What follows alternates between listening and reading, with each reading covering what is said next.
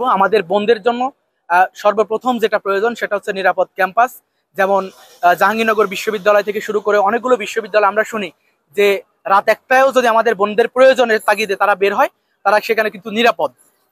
যে জাহাঙ্গীরনগর বিশ্ববিদ্যালয়টাও কিন্তু ঢাকা থেকে অনেক দূরে, কিন্তু আমাদের বোনরাও যেন তার ক্যাম্পাসে সে নিরাপদভাবে চলতে পারে, এটা আমরা অবশ্যই বাস্তবায়ন করব।